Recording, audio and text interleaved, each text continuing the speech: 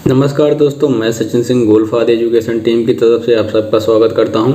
मैं यहां पे लेके आ गया हूं फिटर एमसीक्यू का नेक्स्ट पार्ट, जो कि निमित के जो है प्रकाशन से लिया गया है। ये फिटर एमसीक्यू सारे क्वेश्चन, और ये यहां पे आज का पहला क्वेश्चन है।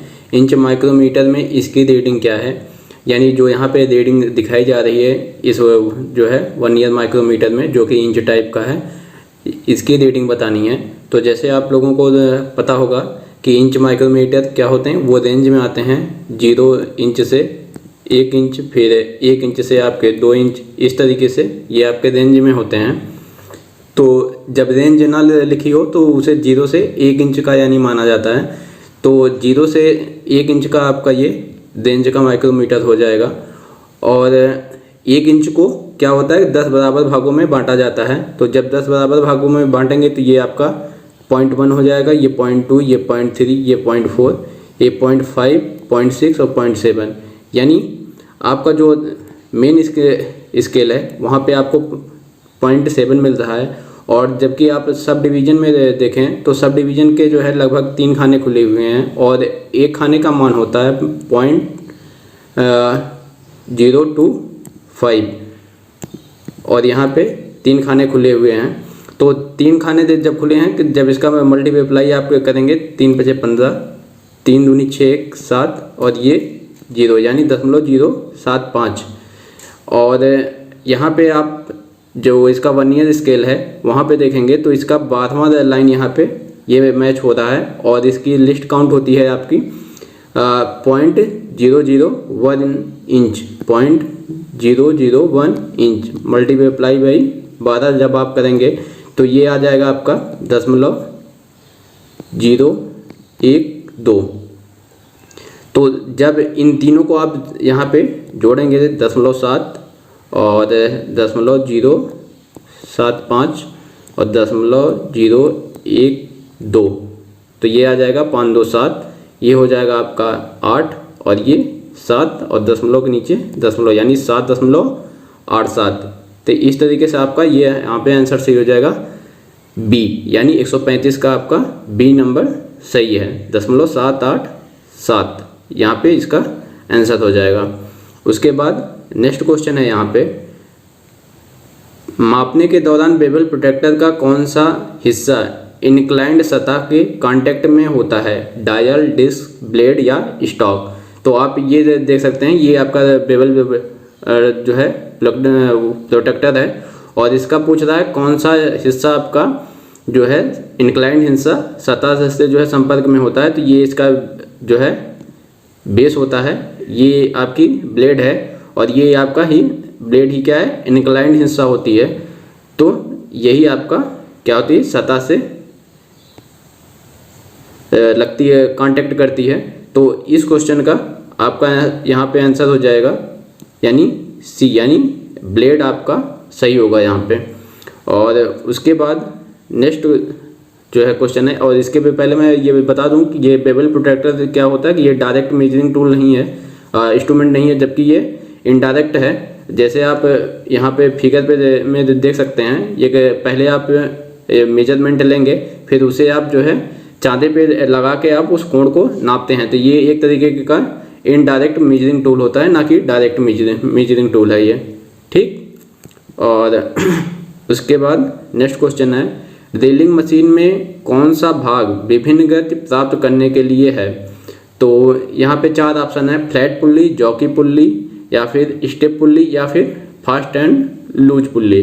तो यहाँ पे आपका हो जाएगा ये 137 में आंसर होगा सी। आपका जो स्टेप पुल्ली होती है, स्टेप पुल्ली के लगा के आप जो है विभिन्न यानी गति आप प्राप्त कर सकते हैं।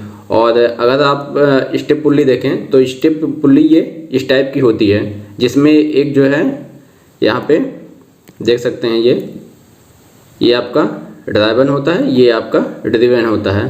तो जब आप जो है ड्राइवर पुल्ली जो है कम व्यास की रखेंगे और ड्रिवेन पुल्ली ज़्यादा व्यास की रखेंगे तो क्या होगा, स्पीड आपकी कम आएगी। और अगर वहीं पे अगर आप ड्राइवर पुल्ली का व्यास आप ज़्यादा कर दें और ड्रिवेन पुल्ली का व्यास आप कम कर दें तो वहाँ पे क्या होगी, वहाँ पे स्पीड बढ़ जाती है। तो यही चीज़ की जो है बात यहाँ पे इस क्वेश्चन में की जा रही है। ठीक, तो यहाँ पे आपका कौन सा आंसर सही है, यहाँ पे आपका स्टेप पुल्ली सही है, जिसके द्वारा आपका विभिन्न गति प्राप्त की जा सकती है ड्रिलिंग मशीन में। और अगला क्वेश्चन है यहाँ पे, पेडेस्टल ग्राइंडर में यक्ष के रूप में चिन्हित भाग का नाम बताइए। तो यहाँ पे एक फिगर दिया गया है, आप ये फिगर देख सकते हैं, पेडेस्टल ग्राइंडर मशीन है ये। और यहाँ पे ये जो यक्ष के द्वारा यहाँ पे दिखाया जा रहा है, आपको इस भाग का नाम बताना है। तो ये आपका होता है टूल रेस्ट। ठीक, ये आपका यहाँ पे टूल रेस्ट होता है, जिसपे आप जो है टूल्स को रख के क्या करते हैं, ग्राइंडिंग करते हैं ग्राइंडर मशीन पे।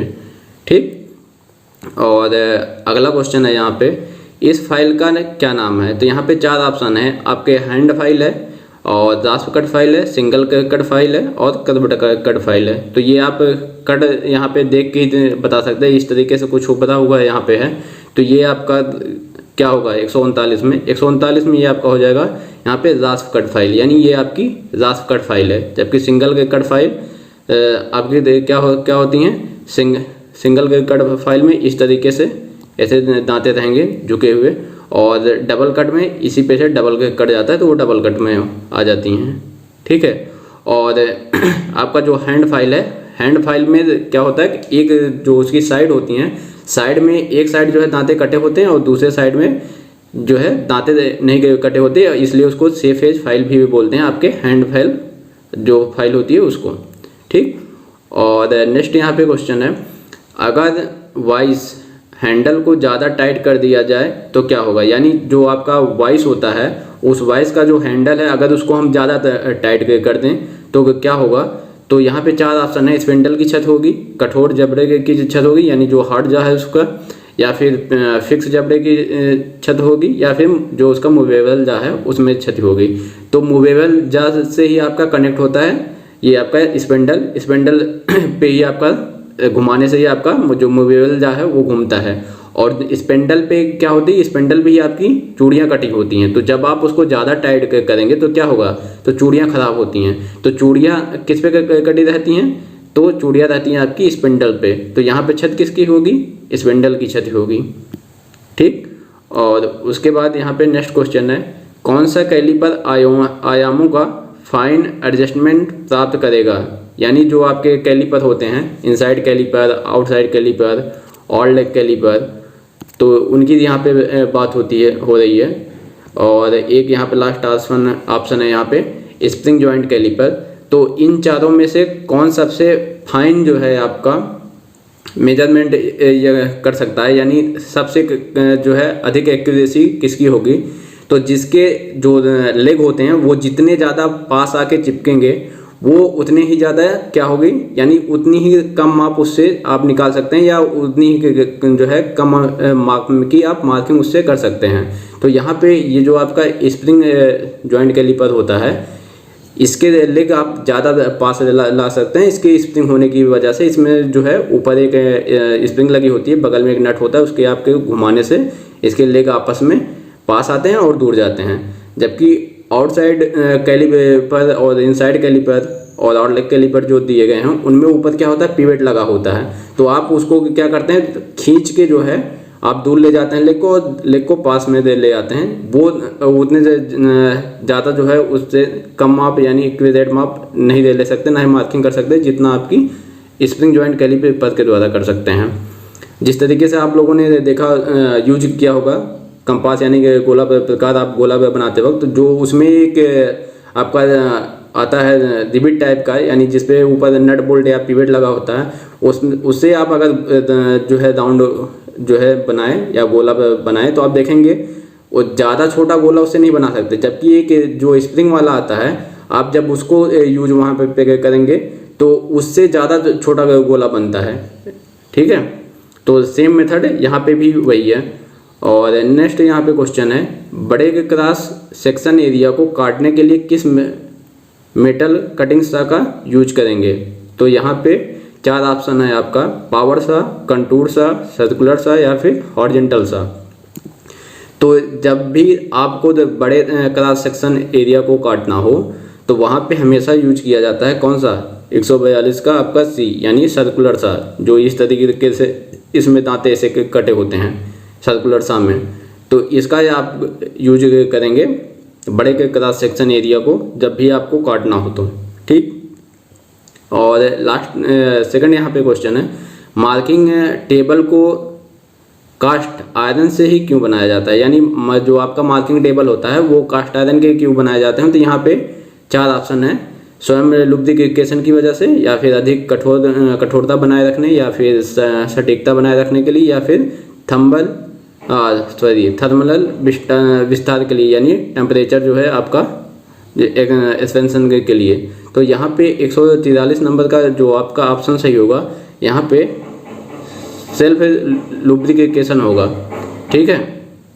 क्योंकि यहाँ पे आप देख सकते हैं ये जो आपका मार्किंग टेबल होता है ये भी बनाया जाता है,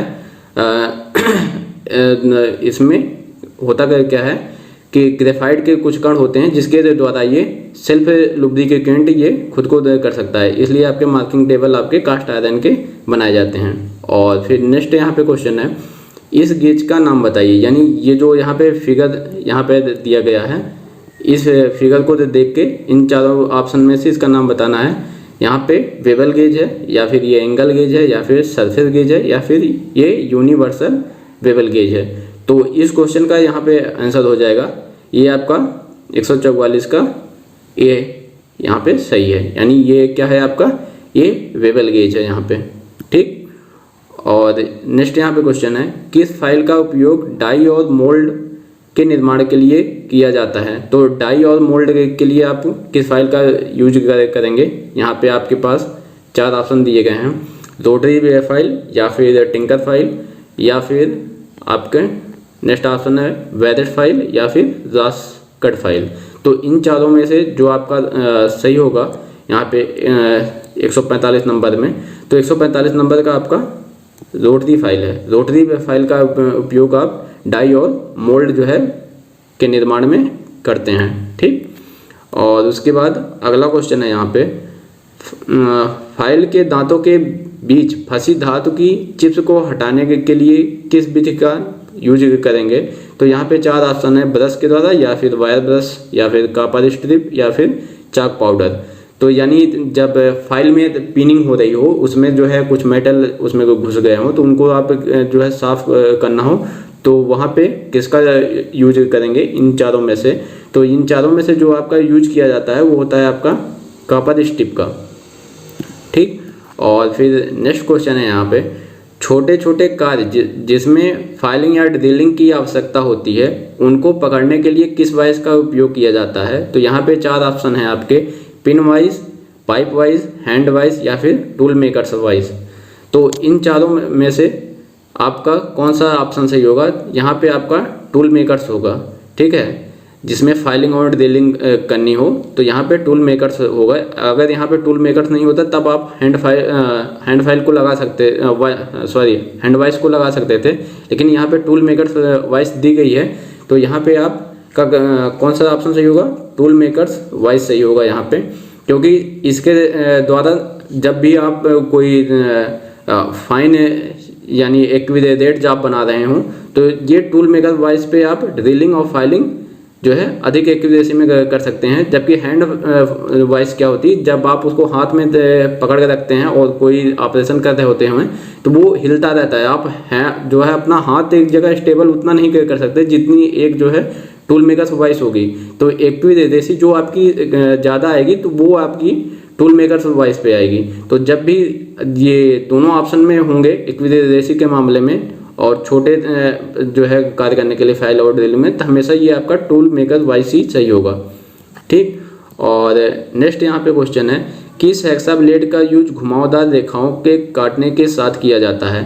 यानी घुमावदार यानी कुछ इस तरीके से अगर कटिंग करनी हो या फिर इस तरीके से कटिंग करनी हो तो उसमें आप इन चारों में से किस हेक्सा ब्लेड का यूज करेंगे।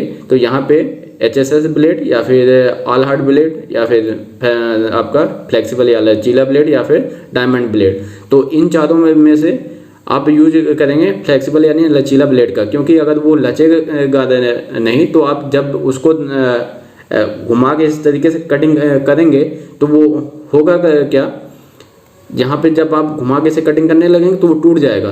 तो इसलिए इसका फ्लेक्सिबल होना बहुत ज़रूरी है जब भी आप घुमावदार रेखाओं के साथ आपको कटिंग प्रक्रिया करनी है हेक्सा ब्लेड से।